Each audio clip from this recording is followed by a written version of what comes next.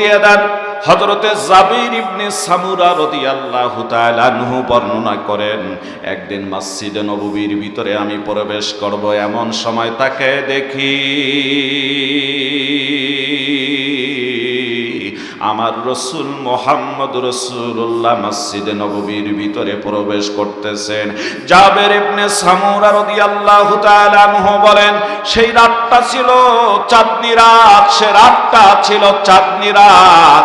উজ্জ্বল তারকা এবং চাঁদের কারণে গোটা জমিনটা উজ্জ্বলতা পেয়েছে।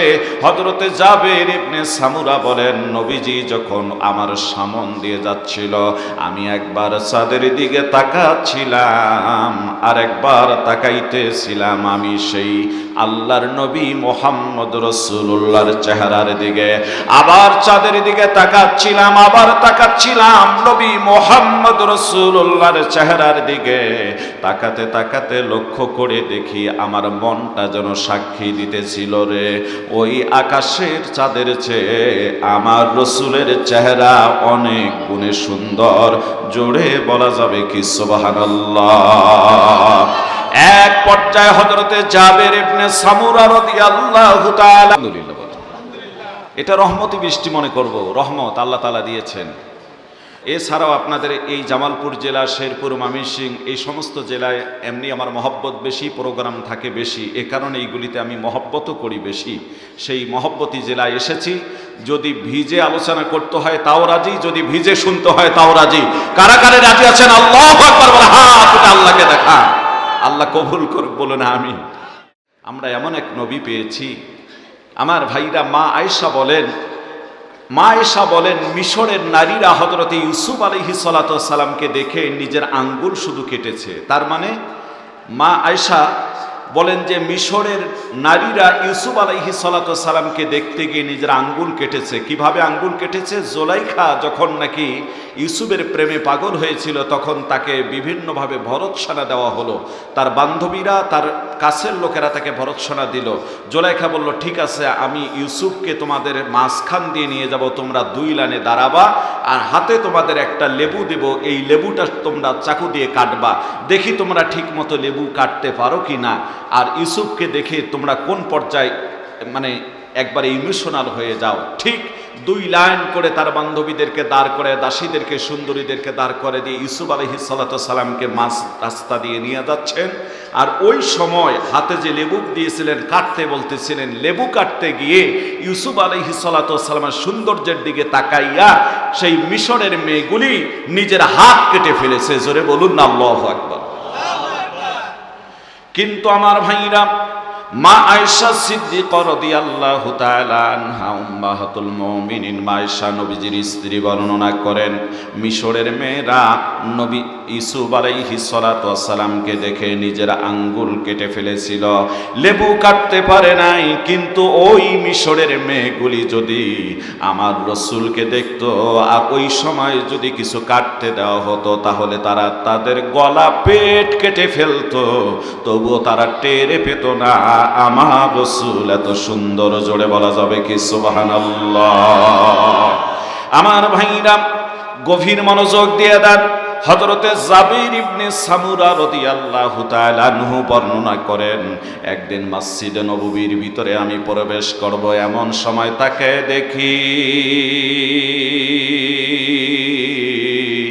আমার রাসূল মুহাম্মদ রাসূলুল্লাহ মসজিদে নববীর ভিতরে প্রবেশ করতেছেন। জাবির ইবনে সামুরা রাদিয়াল্লাহু তাআলা আনহু বলেন, সেই রাতটা ছিল চাঁদনী রাত, সে রাতটা ছিল চাঁদনী রাত। উজ্জ্বল তারকা এবং চাঁদের কারণে গোটা জমিনটা উজ্জ্বলতা পেয়েছে। হযরতে জাবির ইবনে সামুরা বলেন, নবীজি যখন আমার সামন দিয়ে যাচ্ছিল, আমি একবার চাঁদের দিকে তাকাচ্ছিলাম, আর একবার তাকাইতেছিলাম আমি সেই আল্লাহর নবী মুহাম্মদ রাসূলুল্লাহর চেহারার দিকে।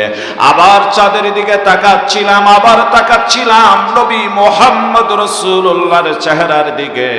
তাকাতে তাকাতে লক্ষ্য করে দেখি আমার মনটা যেন সাক্ষী দিতেছিল, রে ওই আকাশের চাঁদের চেয়ে আমার রাসূলের চেহারা অনেক গুণে সুন্দর। জোরে বলা যাবে কি সুবহানাল্লাহ। এক পর্যায়ে হযরতে জাবের ইবনে সামুরা রাদিয়াল্লাহু তাআলা আনহু আকাশের চাঁদের দিকে লক্ষ্য করে বললেন, ওরে আকাশের চাঁদ, তোমাকে নিয়ে তামাম পৃথিবীর মানুষ বর্ণনা করে, তুমি কত সুন্দর, কত কবিতা লেখে তোমারে দিয়ে, কিন্তু আকাশের চাঁদরে আমি লক্ষ্য করে বারবার কম্পেয়ার করে দেখলাম, তোমার চেয়ে শতগুণ হাজার গুণে শ্রেষ্ঠ সৌন্দর্য হলো আমার রাসূল নবী মুহাম্মাদুর রাসূলুল্লাহর। জোরে বলা যাবে কি সুবহানাল্লাহ? আমার ভাইরা, এক কথায় লক্ষ্য করা যায় এই পৃথিবীর জমিনে একেবারে সৌন্দর্যের অধিকারী করে আল্লাহর নবীজিকে পাঠায় দিয়েছেন। সেই নবীর দেশে থেকে কয়েকদিন আগে আসলাম, সেই নবী দ্বীনের জন্য কতটাই কষ্ট করেছেন। আমার ভাইরা, আল্লাহর নবী নিজের মাতৃভূমিতে থাকতে পারলেন না কাফেরদের অত্যাচারে। একেবারে আল্লাহর হাবিব সাল্লাল্লাহু আলাইহি ওয়াসাল্লাম মক্কা থেকে মদিনার রাস্তায় মুসলমান ভাইদের আমার প্রায় 350 কিলোমিটার থেকে 400 কিলোমিটারের মতো হয়ে যায়। আল্লাহর নবী হিজরত করে পায়ে হেঁটে হেঁটে মাতৃভূমি ছেড়ে মদিনায় চলে আসলেন। এই দিনকে বিজয়ী করার জন্য মদিনায় থেকে কোনো এক সময় আমার ভাইরা 313 জন সাহাবী নিয়ে আল্লাহর হাবিব সাল্লাল্লাহু আলাইহি ওয়াসাল্লাম বদরের প্রান্তে জিহাদের ময়দানে বেরিয়ে পড়লেন। একেবারে 85 মাইল রাস্তা, তার মানে আমার ভাইরা 130 কিলোমিটার রাস্তা। মক্কার জমিনটা শুধু পাহাড় আর পাহাড়, লক্ষ লক্ষ পাহাড়। কিন্তু আপনাদের এই যে পাশে লাউচাপা পাহাড়, পাশে একটু আগালে গজনি পাহাড়, আরো সামনে গেলে মধুটিলা পাহাড়, এরকম পাহাড় মক্কার পাহাড়গুলি নয়। তার মানে মক্কায় যত পাহাড় আছে, একটা পাহাড়ের মধ্যে একটা গাছের টুকরোও পাবেন না, একটা গাছের কোনো কণাও পাবেন না। প্রত্যেকটি পাহাড় শুধু পাথর আর পাথর, একটা মাটির টুকরো এই পাহাড়গুলির ভিতরে পাবেন না। জোরে বলা যাবে কি আল্লাহু আকবার? এই পাহাড়ি রাস্তাগুলি পেরিয়ে আল্লাহর হাবিব সাল্লাল্লাহু আলাইহি ওয়াসাল্লাম 313 জন সাহাবী নিলেন। মাত্র 2টা ঘোড়া, 70টার মতো উট, কিছু সাহাবী বুড়া ক্ষুধার্ত, অস্ত্র নাই। আল্লাহর নবী চলে গেলেন বদরের প্রান্তে। ওখানে যাওয়ার পর লক্ষ্য করে দেখলেন কাফের মুশরিকে মক্কার কুরাইশ কাফেররা 1000 কাফের এসেছে আল্লাহর নবীর বিরুদ্ধে যুদ্ধ করার জন্য। আমার ভাইরা, 1000 কাফেরের ভিতরে তাদের উট আছে 300, তাদের উট আছে 700, ঘোড়া আছে 300, লৌহ বর্মিত পোশাক, লোহার পোশাক পরা সৈন্য আছে 300। আমার ভাইরা, এত সৈন্য সামন্ত নিয়ে, এত শক্তিশালী নিয়ে এসে আগেই ভালো জায়গাটা তারা দখল করে নিয়ে যুদ্ধের ময়দানে প্রস্তুতি দিয়েছেন। আর নবীজি গিয়ে একটা ভেজা স্যাঁতস্যাঁতা এরকম জায়গা পেয়ে গিয়েছেন।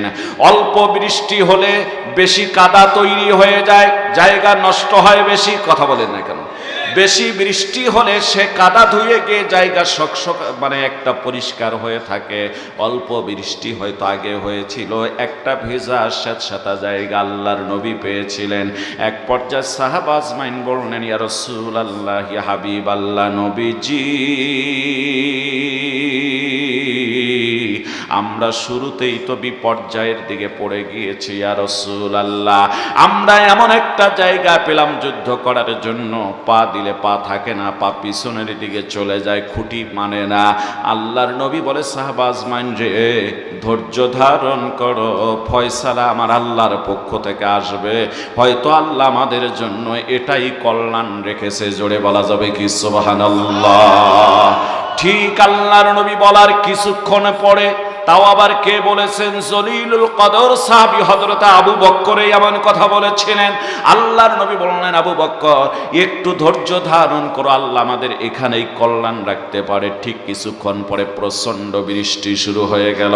আর এই প্রচণ্ড বৃষ্টিতে সেই মক্কার উঁচু উঁচু পাহাড় থেকে, বালুর পাহাড়ও আছে, সেখান থেকে ছোট ছোট বালির কণা এবং পাথরের কণাগুলি গড়িয়ে এসে এসে যে জায়গাটা ছিল ভেজা স্যাঁতস্যাঁতা কাদার মতো ছিল, ছিল, আল্লাহ রব্বুল আলামিন ওই জায়গাগুলি মুসলিম বাহিনীর জন্য, আল্লাহর নবীর সাহাবীদের জন্য, এই বদরের সাহাবীদের জন্য প্লাস্টারের মতো শক্ত বানায় দিলেন। জোরে বলা যাবে কি সুবহানাল্লাহ।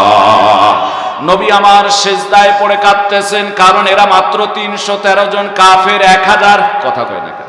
কাফের কতগুলি? ওরা সব নওজোয়ান, আর এই 313 জনের মধ্যে বুড়া আছে, নানা শ্রেণীর মানুষ আছে।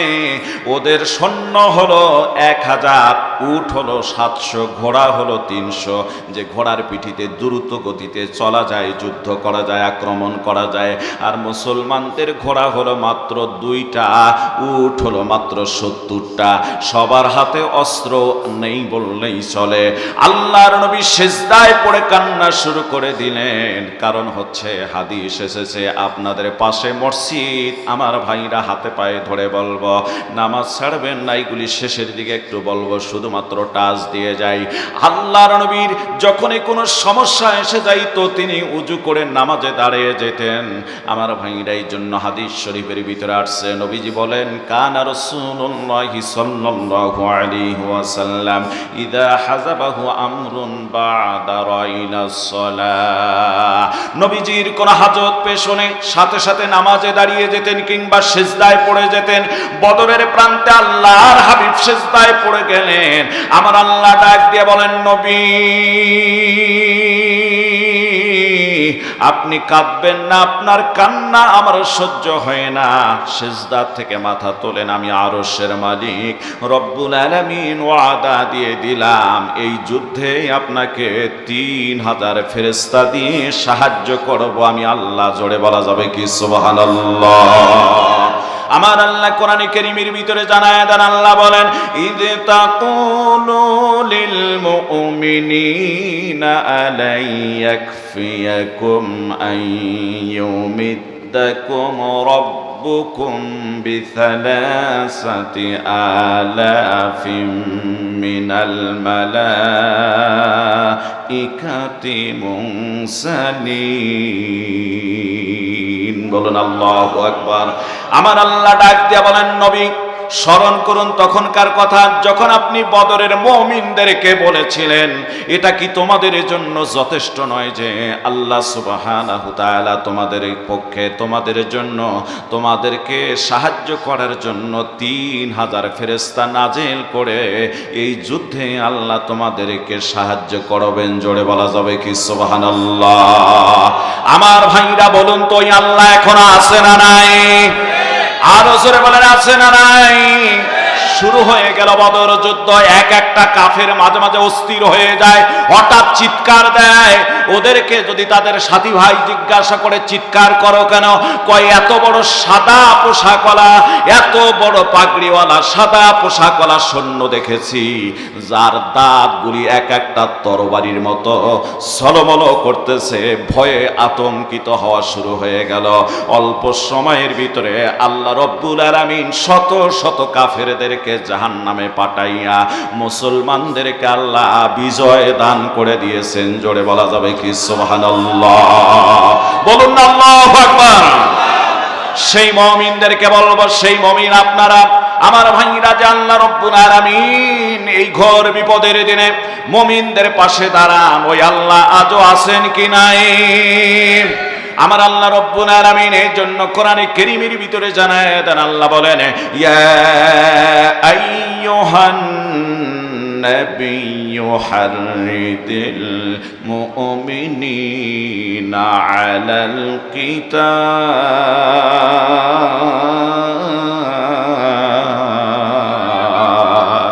আল্লাহ বলেন, হে রাসূল, আপনি মুমিনদেরকে, ঈমানদারদেরকে আপনি সংগ্রামের জন্য, বাতিলের বিরুদ্ধে লড়াই করার জন্য, জিহাদ করার জন্য তাদেরকে উদ্বুদ্ধ করুন। জোরে বলা যাবে কি আল্লাহু আকবার। আল্লাহ সান্ত্বনা দিয়ে বলছেন, কেন না এর পথে থাকবেন? কেন আমার ভাইরা? আল্লাহ বলছেন, কেন আপনি বাতিলের বিরুদ্ধে সংগ্রাম করবেন না? এর পথে থাকলেই আল্লাহ কিভাবে সাহায্য করবেন সে কথা আমার আল্লাহ জানে দেন। আল্লাহ বলেন, ইয়াকুম মিনকুম 20 সাবিরুনা ইয়াগলিবু মিআতাইন। আল্লাহ বলেন, বান্দা যদি তোমরা 20 জন ইমানদার ধৈর্যশীল আমার পথে বেরিয়ে পড়ো, আমার রাস্তায় সংগ্রামে বেরিয়ে পড়ো, আমি এমন রব, এমন সত্তা, এমন খালিক, এমন মালিক, আমি আল্লাহ রব্বুল আলামিন 2000 বেঈমান কাফেরের উপর, তোমার 200 বেঈমান কাফেরের উপর তোমাদের 20 জনের দ্বারায় বিজয় দিয়ে দেব। জোরে বলা যাবে কি সুবহানাল্লাহ? আল্লাহু আকবার বলেন। আলহামদুলিল্লাহ বলেন। এটা রহমতি বৃষ্টি মনে করব, রহমত আল্লাহ তাআলা দিয়েছেন। সম্মানিত ভাইরা, তাহলে আল্লাহর ওয়াদা হলো 20 জন ইমানদার ধৈর্যশীল যদি আল্লাহ রাস্তায় বেরিয়ে পড়ে আল্লাহ বিজয় দেয় 200 বেঈমানের উপর। আল্লাহু আকবার বলে। সরাসরি কোরআনের কথা কোনোদিন মিথ্যা হতে পারে না আমার ভাইরা। পক্ষান্তরে আমার আল্লাহ রব্বুল আলামিন বলেন, ওয়া ইয়াকুম মিনকুম মিয়াতুন ইয়াগলিবু আলফাম মিনাল্লাযীনা কাফারু বিআন্নাহুম কওমুন লা ইয়াফকাহুন। জোরে বলুন আল্লাহু আকবার। আল্লাহ বলেন, ইমানদার বান্দারা শুনে নাও, মুমিনেরা, যদি তোমরা মাত্র 100 ইমানদারের ধৈর্যশীল বান্দা আমার পথে সংগ্রাম আর লড়াই করার জন্য বেরিয়ে পড়ো, আমি এমন তোমাদের রব, এমন তোমাদের মালিক, এমন তোমাদের খালিক, এমন তোমাদের সত্তা, আমি ওয়াদা দিয়ে দিলাম কোরআনে কারীমের ভিতরে 100 ইমানদার বেরিয়ে পড়লে আমি আল্লাহ রব্বুল আলামিন 1000 কাফেরের উপর তোমাদের বিজয় দান করে দেব। জোরে বলুন সুবহানাল্লাহ। আমার ভাইরা, ওই বদরের প্রান্তে গভীর মনোযোগ দিয়ে দেন। অসংখ্য কাফেরেরা জাহান্নামে চলে গেল, আবু জাহেল নিজেই চলে গেল। আমার ভাইরা, উতবা সাইবা সহ অসংখ্য কাফেরেরা ওই বদরের প্রান্ত থেকে বিদায় নিয়ে গিয়েছেন। আবু জাহেলের কবরের মধ্যে মানুষ এখনো গিয়ে জুতা নিক্ষেপ করে, থুতু নিক্ষেপ করে, পাথর তুলে আঘাত করে। আমিও এবার গিয়ে খুব রাগের বশতে ওই জায়গায় আমিও পাথর মেরে এসেছি। মুসলমান ভাইরা আমার, ওই বদরের প্রান্তে মাত্র 14 জন সাহাবা আজমাইন শহীদ হয়ে গিয়েছেন। বাকি 299 জন সাহাবা আজমাইনদেরকে নিয়ে আল্লাহর নবী যখন বদরের প্রান্ত থেকে ফিরে আসতেছিলেন, ঠিক বীরে শেফা নামে জায়গায় এসে আসরের নামাজের পূর্ব মুহূর্তে নবী আমার সেখানে তাবু স্থাপন করলেন। পানির সংকট দেখা দিল, পানির প্রয়োজন। সাহাবা আজমাইন পানির সন্ধানে বেরিয়ে পড়লেন। কিছুক্ষণ খোঁজার পর একটা কূপ পেল, একটা কূপ পেয়ে গেল যে কূপের মধ্যে পানি থাকে। আমার ভাইরা, সাহাবা আজমাইন পানি তুলে ফেললেন, কিন্তু পানি পান করার মতো কোনো উপযুক্ত নয়। পানিটা এত লবণাক্ত ছিল, মুখে লাগানো যায় না, জিহ্বায় দিলে জিহ্বা যেন একেবারে লবণে ভরে যায়।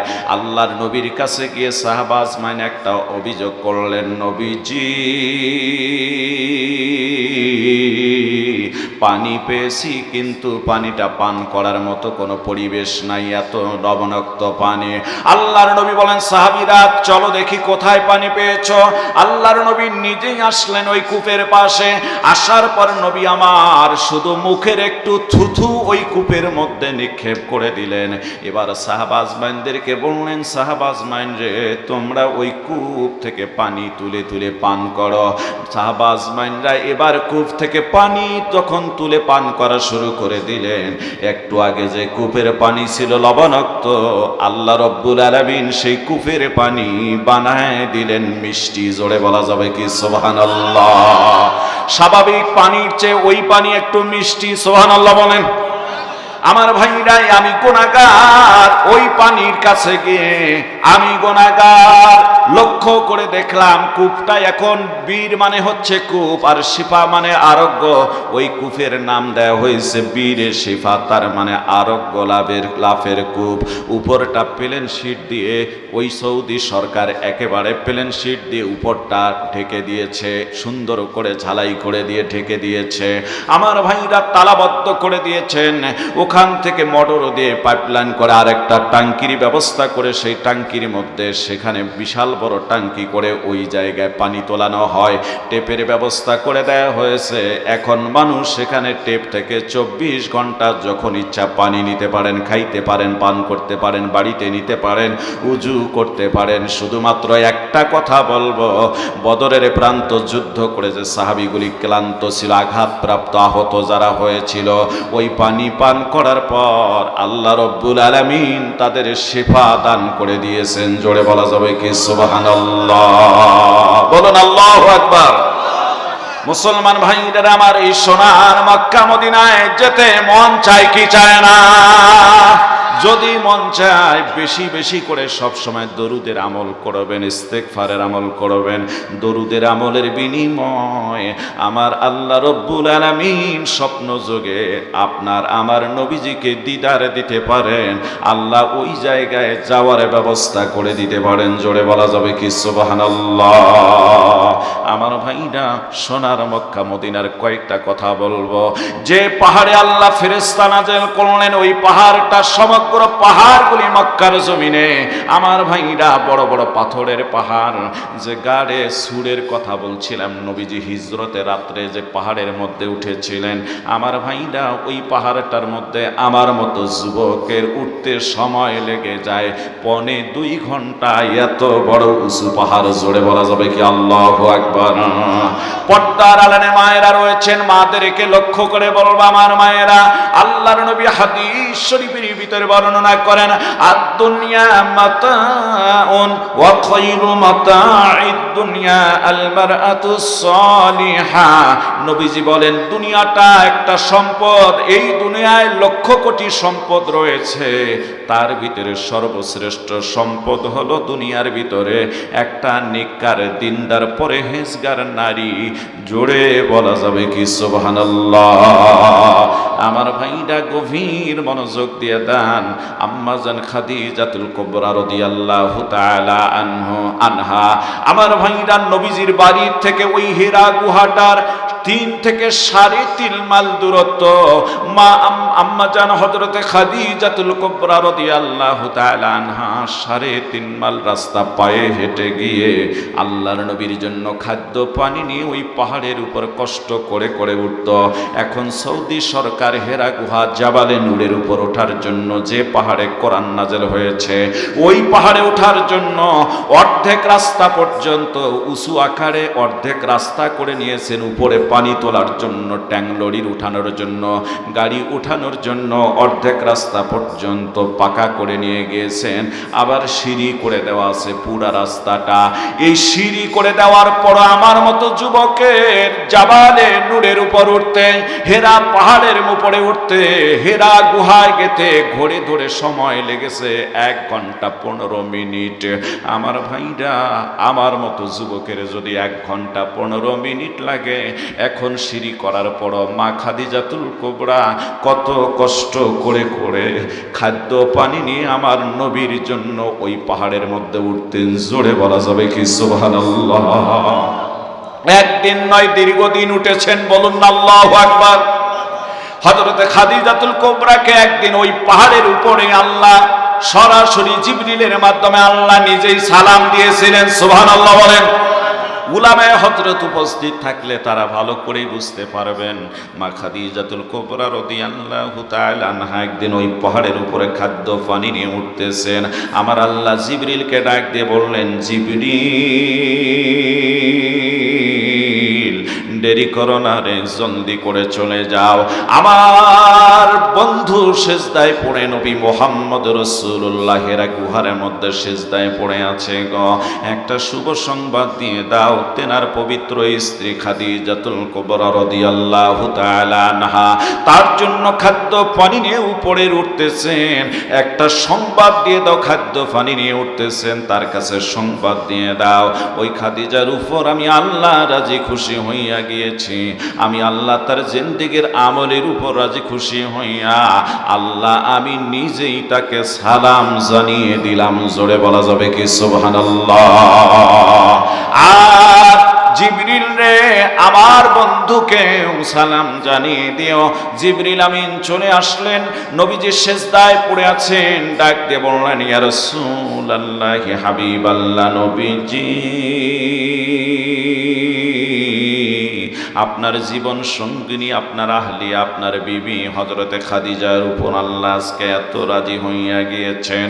আল্লাহ নিজেই সালাম জানিয়েছেন খাদিজাতুল কুবরা রাদিয়াল্লাহু তাআলা আনহাকে, এবং আমি জিবরিলও সালাম দিলাম, আমার সালামটাও আপনি পৌঁছায় দিয়েন। আমার মায়েরা খাদিজা যখন কাছে চলে আসলেন, নবী আমার খাদিজাকে দেখে মুস্কি মুস্কি হাসতেছেন, সুবহানাল্লাহ বলেন। খাদিজা প্রশ্ন করে বললেন, নবীজি,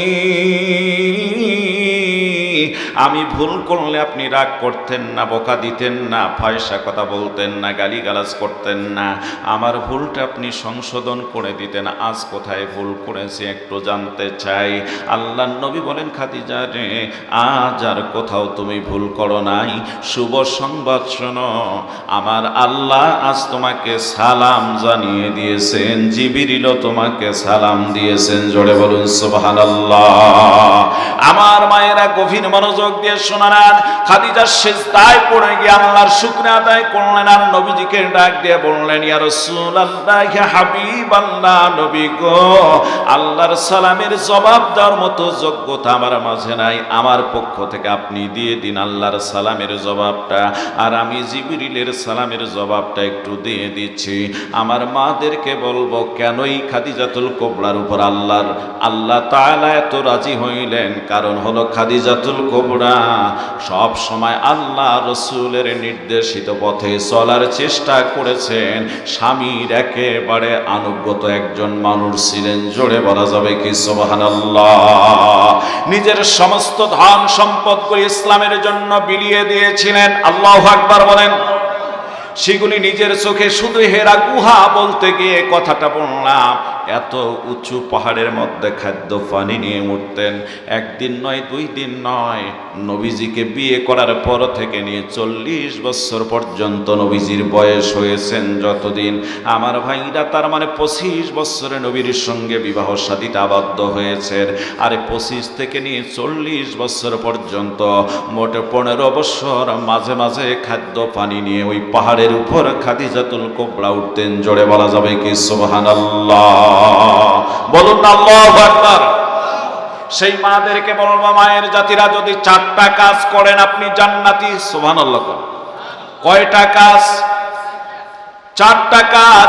1 নাম্বার কাজ হলো আল্লাহর নবী বর্ণনা করেন, আলমারআতু ইজা সাল্লাত খামসাহা, নারী জাতিরা যদি 5 ওয়াক্ত নামাজ সঠিক সময় সুন্দর করে আদায় করে, আল্লাহর রাসূল বর্ণনা করেন, আল্লাহ পাক ওই নারীর উপর খুশি হইয়া জিন্দেগিতে যতদিন বাঁচবে শরীয়তের ওজর ছাড়া যদি নামাজটা কাজা না করে ফেলে, আল্লাহর নবী বলেন জান্নাতের 2টা দরজা তার জন্য খুলে দেওয়া হয়। জোরে বলুন সুবহানাল্লাহ। 2 নাম্বার নবীজি বর্ণনা করেন, ওয়াসামাত শাহরাহা, রমজান মাসে রোজাগুলি যদি মায়ের আদায় করে, আরো জান্নাতের 2টা দরজা আল্লাহ পাক খুলে দেন। 3 নাম্বার নবীজি বর্ণনা করেন, ওয়া আহসানাত ফারজাহা, নারী জাতিরা যদি নিজের লজ্জা স্থানের হেফাজত করে, তার মানে পর্দা করে চলে, শালীনতা রক্ষা করে চলে, পরক্রিয়া যদি না করে, জেনার কাজে যদি না যায়, স্বামীর আমানত যদি ঠিক রাখে, আল্লাহর নবী বর্ণনা করেন আরো 2টা জান্নাতের দরজা খুলে দেওয়া হয়। আল্লাহর নবী বর্ণনা করেন, ওয়া আতাআত বালাহা, স্বামীরা যদি শরীয়ত সম্মত আদেশ করে, এই শরীয়ত সম্মত যত আদেশ করাবে সবগুলি যদি মেনে চলে, আল্লাহর নবী বলেন কাজ করলো 4টা। 1 নাম্বার 5 ওয়াক্ত নামাজ, 2 নাম্বার রমজান মাসে রোজা, 3 নাম্বার শালীনতা রক্ষা করা, পর্দা করা, 4 নাম্বার স্বামীদের আনুগত থাকা। আল্লাহর নবী বর্ণনা করেন, ফালতাদখুল মিন আইয়ি আবওয়াবিল জান্নাতি শাআত, জান্নাতের 8টা দরজা আল্লাহ খুলে রাখেন, যে দরজা দিয়ে ইচ্ছা সেই দরজা দিয়ে আল্লাহর বান্দি মৃত্যুর উপর জান্নাতে চলে যাবে। জোরে বলা যাবে কি সুবহানাল্লাহ। বলুন আল্লাহু আকবার। আমার মায়েরা, পর্দার আড়ালে যারা রয়েছে, আপনাদের কাছে বিনীত অনুরোধ করলাম, খবরদার এই 4টা কাজ কখনো ছেড়ে দিবেন না। ভাইদেরকেও বলবো মসজিদ পাশে আমরা নামাজ পড়ব, চেষ্টা করব। মসজিদ তো এখন বাংলাদেশের অভাব নাই। বাংলাদেশের ঢাকাকে রাজধানী বলা হয়, সেই মসজিদের শহর বলা হচ্ছে আমাদের ঢাকা শহরকে। বলুন আলহামদুলিল্লাহ। মসজিদের শহর নামে পরিচিত হলো ঢাকা, এত ঘন ঘন মসজিদ। এমনকি বাংলাদেশের সব জায়গায় মসজিদ। ইন্ডিয়ায় আল্লাহ তাআলা বহুবার প্রোগ্রামে নিয়ে গিয়েছেন। ওখানে যদি নামাজ পড়ার ইচ্ছা আপনার জাগে যে কোনো মসজিদে নামাজ পড়বেন, আমার ভাইরা মালকে মাল রাস্তায় যাচ্ছেন, আপনি মসজিদ অনেক জায়গায় পাবেন না। মুসলিম অধ্যুষিত যে জায়গাগুলি, এখানে মসজিদ পাবেন। অন্য মুসলিম অধ্যুষিত জায়গার সংখ্যা কম, মুসলমান তো অল্প ভারতে। মাইলকে মাইল, শত শত মাইল যাওয়ার পর মসজিদ পাবেন না, এমনও পরিবেশ সেখানে। আমাদের দেশে কিন্তু তা নয়, বরং যেখানে খুশি সেখানে মসজিদ। বিনীতভাবে অনুরোধ থাকলো নামাজ পড়বেন। কেন? আল্লাহ বলছেন উসজুদ ওয়াক্তারিব, বান্দা সেজদা দাও আর আমার নিকটবর্তী হয়ে যাও। জোরে বলুন না সুবহান। 5 ওয়াক্ত নামাজ যদি কোনো মানুষ জামাতের সাথে আদায় করে, অথবা জামাত বাদ দিলাম, যখন সম্ভব হলো জামাতে পড়লো, যখন হলো না সে একাকী পড়ে নিল, আল্লাহর নবী বলেন সময় মতো 5 ওয়াক্ত নামাজ যে বান্দাবান্দি পড়ে নিবে গো, আমার আল্লাহ রব্বুল আলামিন ওই বান্দাবান্দিকে 5টা পুরস্কার দান করবেন। একটা দুনিয়ায়, বাকি 4টা কবরে মৃত্যুর পর আল্লাহ দিবেন। জোরে বলা যাবে কি সুবহানাল্লাহ। আল্লাহর নবী বলেন মান হাফাজা আলা সলাতি আকরামাহুল্লাহু তাআলা বিখামসি খিসালিন ইয়ারফাউ আনহু দিকাল আইশ। 5 ওয়াক্ত নামাজ যদি গুরুত্ব সহকারে কোনো মানুষ যদি জীবনে কাজা না করে, শুনে নেন, জীবনে যদি কাজা না করে 5 ওয়াক্ত নামাজ, শর্ত হলো জীবনে কোনোদিন কাজা করা যাবে না। আল্লাহর নবী বলেন ইয়ারফাউ আনহু দিকাল আইশ, আল্লাহ আসমান থেকে ওই ব্যক্তির উপর বরকত নাজেল করে দিবেন। ওর গরিবী থাকবে না, ওর অভাব থাকবে না, ওর জীবনে আল্লাহ শান্তি ফিরায় দিবেন। জোরে বলা যাবে কি সুবহানাল্লাহ। জমিনে রহমত হয় না, রহমত আসে আসমান থেকে। কথা কয় না কেন? রহমত কোথায় থেকে আসে? আসমান থেকে আসে। আল্লাহ পাক আসমান থেকে তার উপর আইশ, বরকত নাজেল করে দিবেন। 2 নাম্বার আল্লাহর নবী বর্ণনা করেন মৃত্যুর পর আল্লাহ রব্বুল আলামিন কি করবেন? তার ডান হাতে আমলনামা দিয়ে দিবেন। ডান হাতে আমলনামা পাওয়া মানে লোকটা জান্নাতি। জোরে বলা যাবে কি সুবহানাল্লাহ। 3 নাম্বার নবীজি বর্ণনা করেন আল্লাহ পাক তার কবরের আযাব মাফ করে দিবেন, হটায় দিবেন, আর কোনো কবরে আযাবই হবে না।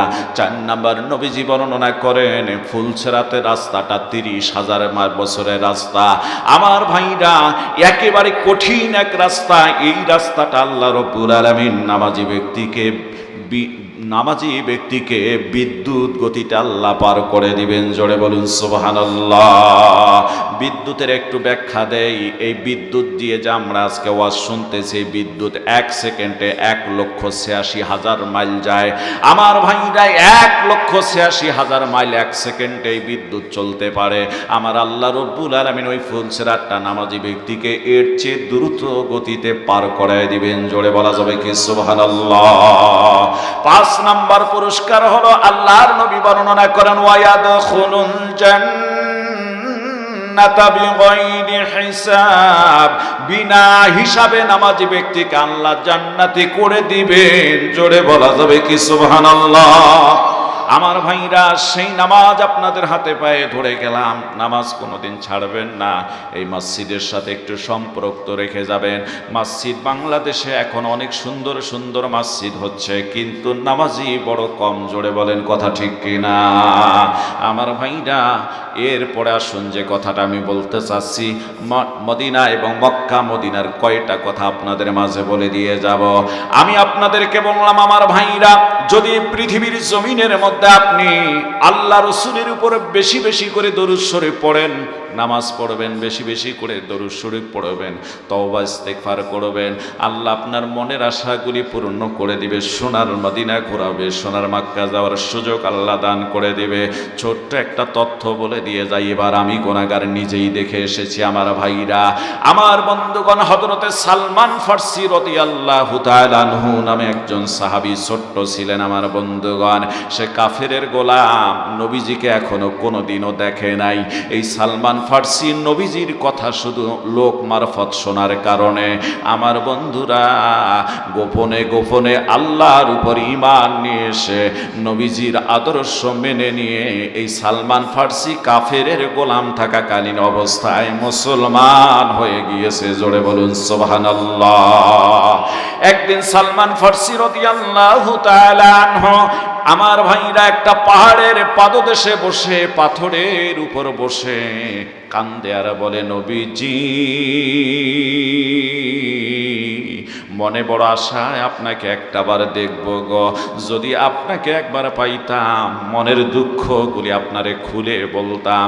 আপনাকে পাওয়াটা বড়ই মনের বেকুলতা তৈরি হয়ে গিয়েছে। এভাবে কাঁদতেছেন আমার ভাইরা। আল্লাহ রব্বুল আলামিন কোরআনে কারীমের ভিতরে জানায় দেন, আল্লাহ বলেন, ইন্নাল্লাযীনা আমানু ওয়া আমিলুস সালিহাতি সায়াজআলু লাহুমুর রহমানু উদ্দা। জোরে বলুন আল্লাহু আকবার। আমার আল্লাহ বলেন, ঈমান আনার পর বান্দা দুইটা কাজ যদি শুধু করে, এক নাম্বার হলো ঈমান আনলো, আর এক নাম্বার কাজ হচ্ছে বান্দা যদি নেক কাজ করে, সাইয়াজআলু লাহুমুর রহমানু উদ্দা, আল্লাহ রব্বুল আলামিন ওই ব্যক্তিকে ভালোবাসা দিবেন। এই ওয়াদা আমার আল্লাহ দান করে দিয়েছেন। জোরে কোন সুবহানাল্লাহ।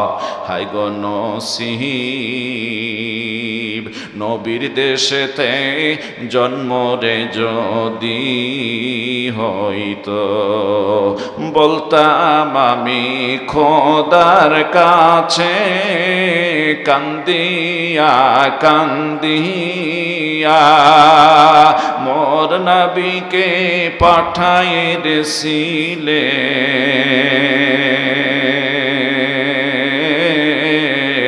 অল্প আয়ু দিয়া রে। হায় গো নসিব নবীর দেশেতে জন্ম রে যদি হইতো। সুবহানাল্লাহ বলেন, মারহাবা। আমার ভাইরা, আশেকে রসুল ওই জায়গায় গেলে বোঝা যায় আশেকে রসুল কারে বলা যায়। মদিনায় যে কয়েকদিন ছিলাম, 8 দিন অবস্থান করেছিলাম মদিনায়। 8 দিনের ভিতরে এমন কোন রাত ছিল না যে রাতটায় মসজিদে নববীর মধ্যে গিয়ে তাহাজ্জুদের নামাজ আদায় করিনি। এবং 8 দিনের ভিতরে এমন কোন রাত ছিল না একবার, 2 বার, 3 বার পর্যন্ত নবীজি রওজায় ঢুকে নবীজি রওজার দিকে এতিমের মতো করে তাকায় তাকায় সালাম দিয়েছি। সুবহানাল্লাহ বলে। মনে পড়ে বেকুল, আসার 2 দিন আগ পর্যন্ত রাত্রি ঘুম ধরে না। যখন ঘুম ধরল না, এশার নামাজ পড়ে চলে গেলাম হোটেলে, রাত্রের খাবার খেলাম, শুইলাম বিছনায়। আসার 2 দিন আগের ঘটনা, চোখে ঘুম ধরতেছে না, বিষণ্ণতা লাগতেছে। আহারে নবীর এত সুন্দর আদর্শের দেশ, আহারে এত সুন্দর মানুষের দেশ, এই নবীজি এখানে ঘুমিয়ে রয়েছে। এই সোনার নবীজিকে রেখে আর মাত্র 2 দিন পর বাংলাদেশে চলে যেতে হবে। ঘুম ধরতেছিল না আমার ভাইরা, আমার বন্ধুগণ। একা বিছনার থেকে উঠলাম, সবাই ঘুমিয়ে পড়েছে। একাই বিছনার থেকে উঠলাম, ওঠার পর চলে গেলাম মসজিদে নববীতে, গিয়ে নামাজ আদায় করলাম, নবীজি রওজায় ঢুকলাম, এরপর সালাম দিলাম, আবার নামাজ আদায় করলাম, আবার একবার ঢুকলাম। সারা রাত মদিনার মসজিদে নববীর চত্বরের ভিতরে কাটায় দিলাম। মসজিদে নববীর ভিতরে কিন্তু এশার নামাজের বেশ কিছুক্ষণ পর দরজা বন্ধ করে দেয়, ভিতরে থাকতে দেয় না। চত্বরের ভিতরে সারা রাত থাকবেন, কোনো প্রকার আপত্তি নাই। নবীজি রওজাটাও খোলা থাকে আমার ভাইরা রাত্রিবেলায়। এরপর সারা রাত কেটে গেল, ফজরের নামাজে ওরা আসলো। ওরা ভাবলো আপনি আগে আসছেন, আমারে ডাকেননি কেন? সাথীদেরকে কিছুই বললাম না যে আমি সারা রাত এখানে কাটিয়েছি। তারপরে দিন যখন রাত্রিতে ওরা আমাকে দেখে আমি নাই বিছানার মধ্যে, ওরা তখন বিষণ্ণতা করেছিল। বারবার কয়েকবার ওঠার পর ঘরে যখন দেখছে নাই, অপরিচিত জায়গায় ঘরের মধ্যে নাই। মসজিদে নববী থেকে প্রায় 1.5 কিলোমিটার দূরে আমাদের হোটেল ছিল। আমার ভাইরা তখন তারা বারবার আমারে ফোন দেওয়া শুরু করছে, ভয়ে কোথায় গেল এই রাত্রিবেলায়। আমি বললাম, ভাই গত রাত্রেও আমার ঘুম ধরে নাই, আজ রাত্রেও ঘুম যখন ধরতেছিল না বিছনায়, তখন নবীজির রওজার পাশে এসে সালাম দিয়ে দিয়ে গত রাত আর আজকে আমি কাটায় দিয়েছি মসজিদে নববীর চত্বরে। জোরে বলা যাবে কি সুবহানাল্লাহ? মন চায় কি চায় না সেই মসজিদে নববীতে যেতে? মন চায় কি চায় না নবীর দেশে যেতে? মুসলমান ভাইরা আমার গভীর মনোযোগ দিয়ে দেন।